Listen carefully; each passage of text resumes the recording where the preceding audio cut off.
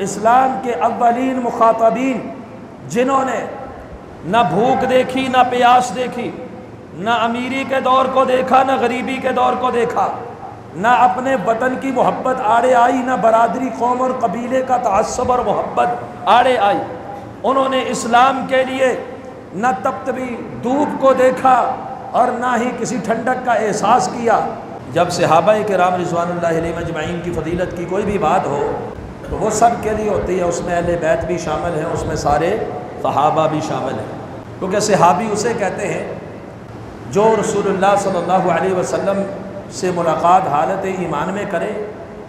اور اس کی وفات بھی اسلام کے اوپر ہو تو وہ صحابی ہوتا ہے۔ اور شرف صحابیت ایک بہت بڑا اعزاز ہے۔ صحابہ کرام امت اور رسالت کے درمیان واسطہ ہے۔ موجودہ دور کے جو فتنے ہیں اور گزشتہ ادوار کے جو فتنے ہیں، ان فتنوں میں یہ فتنہ بھی بہت بڑا فتنہ ہے جس میں صحابہ و اہل بیت عظام رضوان اللہ علیہم اجمعین کی کردار کشی کی گئی ہے۔ اس کے پیچھے بھی اسلام کی عمارت کو کھوکھلا کرنا ہے اور اس کی جڑوں کو ختم کرنا ہے، کیونکہ قرآن مجید کے جامع بھی صحابہ، قرآن مجید کے راویان بھی صحابہ، رسول کائنات صلی اللہ علیہ وسلم کی جتنی بھی سنن ہیں، احادیث ہیں، طریقہ کار ہے، ان کے دیکھنے والے اور امت تک پہنچانے والے بھی صحابہ۔ اور اسلام کے اولین مخاطبین جنہوں نے نہ بھوک دیکھی، نہ پیاس دیکھی، نہ امیری کے دور کو دیکھا، نہ غریبی کے دور کو دیکھا، نہ اپنے وطن کی محبت آڑے آئی، نہ برادری، قوم اور قبیلے کا تعصب اور محبت آڑے آئی، انہوں نے اسلام کے لیے نہ تپتی دھوپ کو دیکھا اور نہ ہی کسی ٹھنڈک کا احساس کیا۔ رسول اللہ صلی اللہ علیہ وسلم کے ساتھ اسلام کی بنیادی دعوت میں ایسے کھڑے ہوئے کہ اپنا تن، من، دن سب کچھ قربان کر دیا، اور قربانی کی ایسی مثالیں رقم کی ہے کہ رہتی دنیا تک اس کی کوئی مثال پیش ہی نہیں کر سکتی۔ جنگ کا میدان ہو،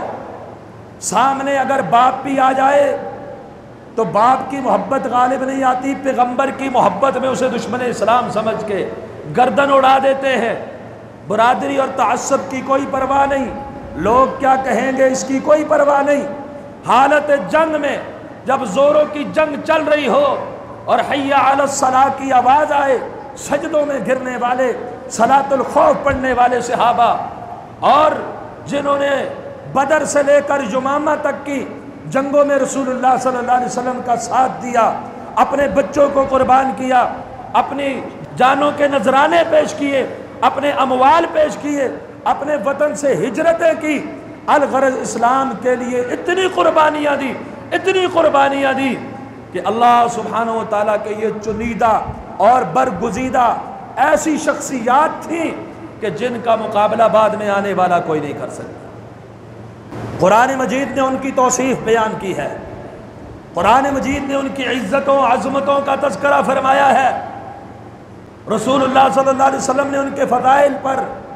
بے شمار احادیثیں جو بیان فرمائی ہے۔ یہ وہ مسلمہ حقیقت ہے کہ جس کے لیے زیادہ دلائل کی ضرورت روز روشن کی طرح آیا ہے۔ ابھی باہر دھوپ ہے نا، سورج ہے، اب دلائل دینے کی ضرورت ہے کہ باہر دھوپ ہے؟ دلائل دینے کی ضرورت ہے کہ ابھی دن ہے رات نہیں ہے؟ اندھے کو بھی پتہ ہے۔ تو صحابہ کی فضیلت و عظمت روز روشن کی طرح ایسی مسلمہ اور جاوید حقیقت ہے جس پر کسی دلیل کی ضرورت ہی نہیں۔ پھر بھی اللہ سبحانہ و تعالیٰ نے ان کی عظمتوں کے دلائل کے انبار لگا دیے۔